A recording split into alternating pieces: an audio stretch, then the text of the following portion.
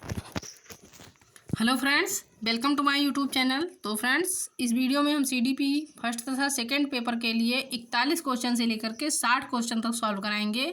Friends, 40 question दो है तो हमने पिछले वीडियो में करा दिया है, आप लोग वो वीडियो ज़रूर देखिएगा। ये सारे क्वेश्चन जो है फ्रेंड्स तो PYQ के क्वेश्चन हैं, बार बार एग्जाम में पूछे जाने वाले क्वेश्चन हैं। तो चलिए फ्रेंड देखिएगा कि किसी दूसरी वस्तु की अपेक्षा एक वस्तु पर चेतना का केंद्रीकरण अवधान है, यह कथन है। इसमें पूछा गया किसी दूसरी वस्तु की अपेक्षा एक वस्तु पर चेतना का केंद्रीकरण अवधान है, यह कथन किसका है। तो ये कथन जो है डम्पिल का है, रास का है, मन का है या मैकडूगल का है। तो देखिएगा फ्रेंड्स कि किसी दूसरी वस्तु की अपेक्षा एक वस्तु पर चेतना का विकेंद्रीकरण अवधान, ये कथन दिया है डम्विल ने ये कथन दिया है। तो सही उत्तर इसका हो जाएगा ऑप्शन नंबर फर्स्ट।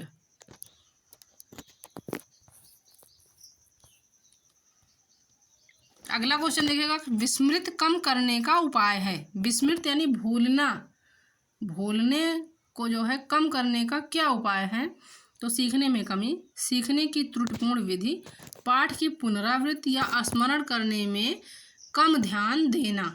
तो सीखने में कमी, सीखने की त्रुटिपूर्ण विधि या पाठ की पुनरावृत्ति तो स्मरण करने में कम ध्यान देना। तो इन जो है चारों ऑप्शन में से सही उत्तर हो जाएगा पाठ की पुनरावृत्ति। अगर आप पाठ को बार बार दोहराते हैं तो विस्मृत यानी भूलने की आदत जो है तो आपकी छूट जाएगी और आपको वो पाठ याद हो जाएगा। तो सही उत्तर उसका हो जाएगा ऑप्शन नंबर 3 कि पाठ की पुनरावृत्ति।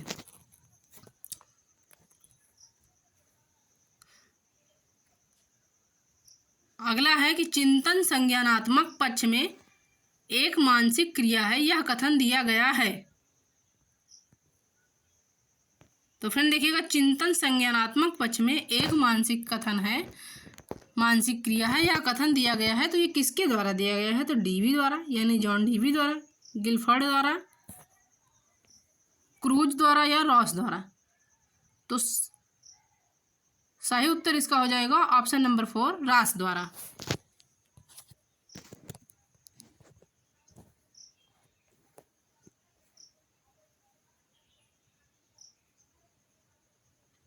अब अगला क्वेश्चन है कि अच्छी स्मृति की विशेषताएं हैं, यानी अच्छी स्मृति, अच्छी याद की क्या विशेषताएं हैं।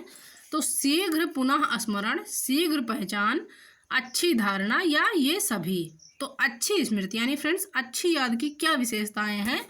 तो देखिएगा कि ये सभी हो जाएगा, यानी शीघ्र पुनः स्मरण भी हो जाएगा, शीघ्र पहचान भी हो जाएगा, अच्छी धारणा भी हो जाएगी।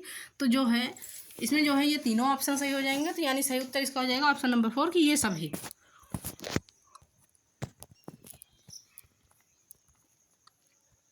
अब अगला क्वेश्चन देखिएगा, सीखने का सर्वाधिक उपयुक्त अर्थ है। सीखने का सर्वाधिक उपयुक्त अर्थ क्या है।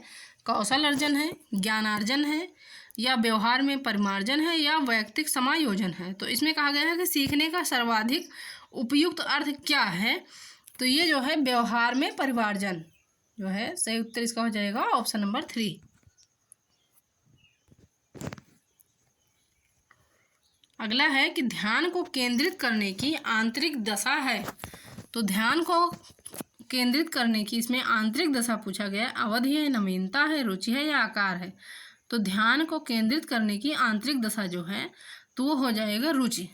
रुचि जो है यानी अगर आपके अंदर इंटरेस्ट है तो ध्यान को केंद्रित कर सकते हैं। तो सही उत्तर इसका हो जाएगा ऑप्शन नंबर 3।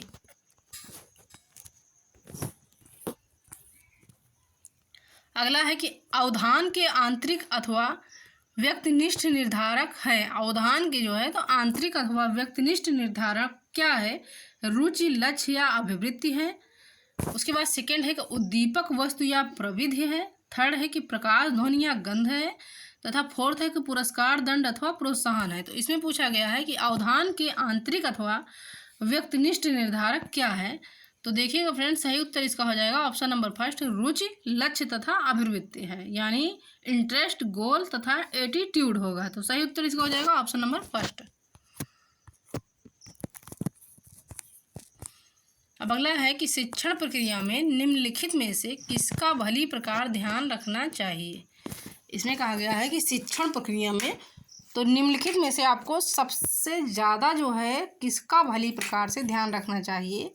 तो विद्यार्थियों की सक्रिय सहभागिता का, अनुशासन और नियमित उपस्थिति का, गृह कार्य की जांच में लगन का, या विषय वस्तु की कठिनाई स्तर का। तो देखिएगा कि इसमें कहा गया है कि जो है शिक्षण प्रक्रिया में तो किसका भली प्रकार से आपको ध्यान रखना चाहिए। तो इसमें सही उत्तर इसका हो जाएगा कि विद्यार्थियों की सक्रिय सहभागिता का, यानी एक्टिव पार्टिसिपेशन ऑफ स्टूडेंट। तो सही उत्तर इसका हो जाएगा ऑप्शन नंबर फर्स्ट।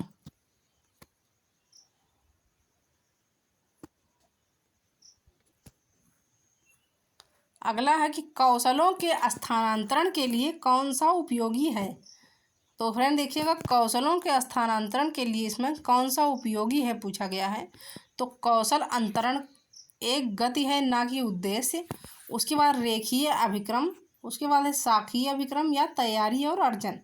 तो इसमें पूछा गया है कौशलों के स्थानांतरण के लिए कौन सा उपयोगी है।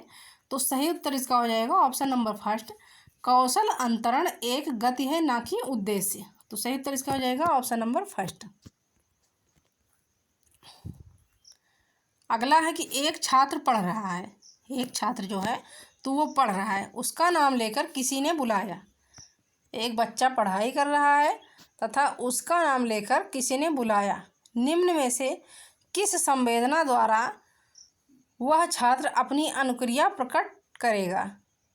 जब उसे बुलाया जा रहा है, एक बच्चा पढ़ रहा है, तब उसे जो है बुलाया जा रहा है, किसी ने उसका नाम लेकर बुलाया। तो उस जो है पढ़ाई करते समय जब वो छात्र बोलेगा तो किस संवेदना द्वारा अपनी अनुक्रिया स्पष्ट करेगा।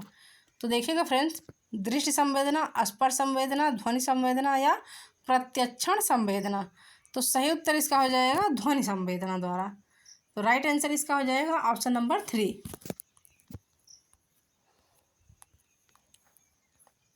अगला है कि निम्न में से कौन सी विधि प्राथमिक स्तर पर शिक्षण के लिए उपयुक्त नहीं है। इसमें कहा गया है कि निम्न में से जो है तो कौन सी विधि प्राथमिक स्तर पर शिक्षण के लिए उपयुक्त नहीं है। तो समस्या समाधान विधि है, गतिविधि उपागम है, व्याख्यान विधि है या प्रोजेक्ट विधि है। तो राइट आंसर इसका हो जाएगा ऑप्शन नंबर जो है 3, व्याख्यान विधि। व्याख्यान विधि जो है तो प्राथमिक स्तर शिक्षण के लिए उपयुक्त नहीं है। प्राथमिक स्तर पर बच्चे छोटे होते हैं तो उनके लिए ये विधि जो है तो ये विधि सही नहीं होगी। तो राइट आंसर इसका हो जाएगा ऑप्शन नंबर 3। लेक्चर मेथड जो है तो ये छोटे बच्चे नहीं समझ पाएंगे। तो सही उत्तर इसका हो जाएगा ऑप्शन नंबर 3। अगला है कि प्रश्नोत्तर विधि का जनक किसे माना जाता है। तो मॉन्टेसरी को माना जाता है, कार्डवेल को, कुक को माना जाता है, फ्रोबेल को माना जाता है, सुकरात को माना जाता है।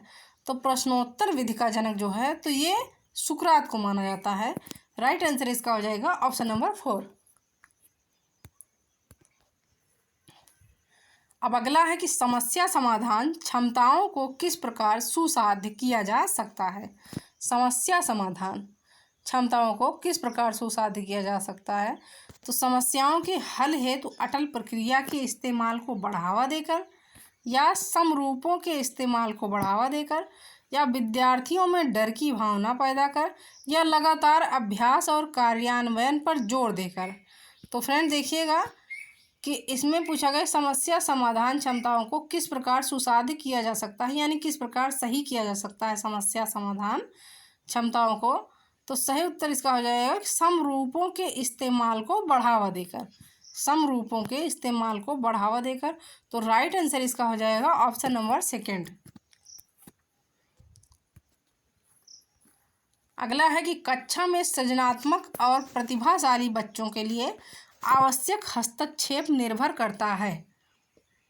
तो कक्षा में सृजनात्मक और प्रतिभाशाली बच्चों के लिए आवश्यक हस्तक्षेप क्या निर्भर करता है कि उन्हें अन्य बच्चों को पढ़ाने की जिम्मेदारी देने पर, या सेकंड है कि शिक्षक द्वारा अनुकूलित और प्रेरक निर्देशन तरीकों के उपयोग पर, या उन्हें अतिरिक्त समय दिए जाने पर, या उनके प्रति स्नेही होने के नाते पर। तो इसमें कहा गया है कक्षा में सृजनात्मक और प्रतिभाशाली बच्चों के लिए आवश्यक हस्तक्षेप जो है तो निर्भर करता है। तो ये किस पर निर्भर करता है कि शिक्षक द्वारा अनुकूलित और प्रेरक निर्देशन तरीकों के उपयोग पर। तो सही उत्तर इसका हो जाएगा ऑप्शन नंबर सेकंड। अब अगला क्वेश्चन है कि विशेष आवश्यकता वाले बच्चों को शिक्षा उपलब्ध कराई जानी चाहिए, यानी विशेष आवश्यकता वाले बच्चे जो हैं तो उनको किस प्रकार की शिक्षा उपलब्ध कराई जानी चाहिए। तो अन्य सामान्य बच्चों के साथ, उसके बाद है विशेष विद्यालयों में विशेष बच्चों के लिए विकसित पद्धतियों द्वारा, या विशेष विद्यालयों में, या विशेष विद्यालयों में विशेष शिक्षकों द्वारा। तो देखिएगा फ्रेंड, तो सही उत्तर इसका हो जाएगा ऑप्शन नंबर फर्स्ट, अन्य सामान्य बच्चों के साथ।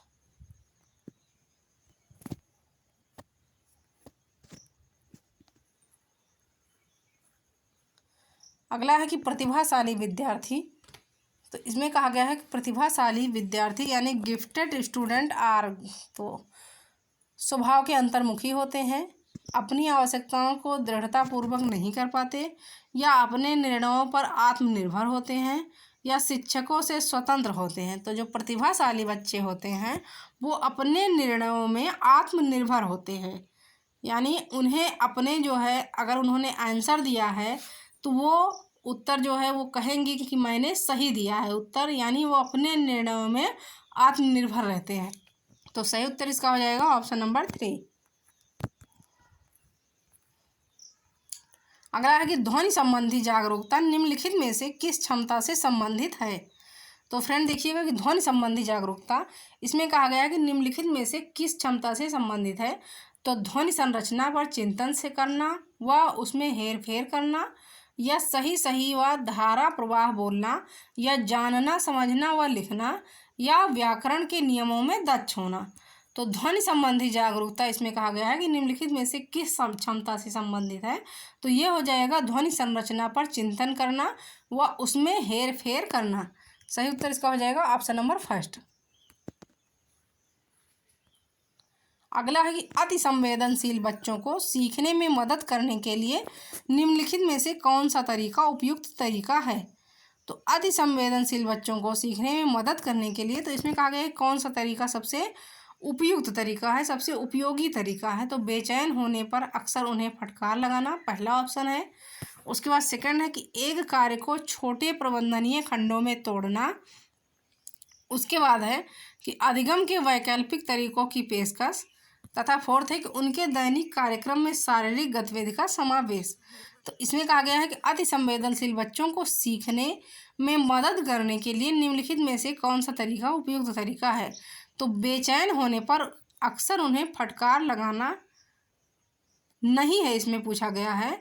तो देखिएगा फ्रेंड्स कि बेचैन होने पर अक्सर उन्हें फटकार लगाना, ये उत्तर जो है तो निगेटिव हो जाएगा। तो सही उत्तर इसका हो जाएगा ऑप्शन नंबर फर्स्ट। बाकी देखिएगा कि एक कार्य को छोटे छोटे प्रबंधनीय खंडों में तोड़ना, उसके बाद अधिगम के वैकल्पिक तरीकों की पेशकश, उसके बाद फोर्थ है कि उनके दैनिक कार्यक्रम में शारीरिक गतिविधि का समावेश। तो ये तीनों ऑप्शन सही हो जाएगा।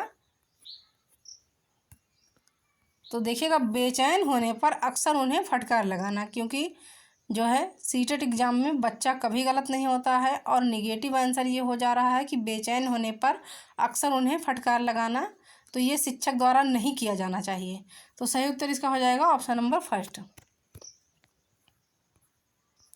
अगला है कि प्रोजेक्ट विधि किस पर आधारित है।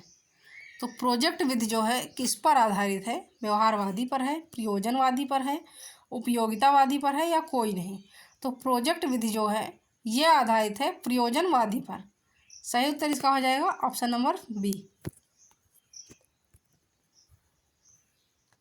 अब लास्ट क्वेश्चन देखिएगा, किस विधि के अंतर्गत किसी इकाई को सूक्ष्म खंडों में विभक्त कर शिक्षण कराया जाता है। तो संश्लेषण विधि, खोज विधि, समस्या समाधान विधि, या विश्लेषण विधि। तो इसमें कहा गया है किस विधि के अंतर्गत किसी इकाई को सूक्ष्म खंडों में विभक्त कर शिक्षण कराया जाता है। तो राइट आंसर इसका हो जाएगा ऑप्शन नंबर 4, विश्लेषण विधि। एनालिसिस मेथड में जो है तो सूक्ष्म खंडों में विभक्त कर शिक्षण कराया जाता है। तो सही उत्तर इसका हो जाएगा ऑप्शन नंबर डी।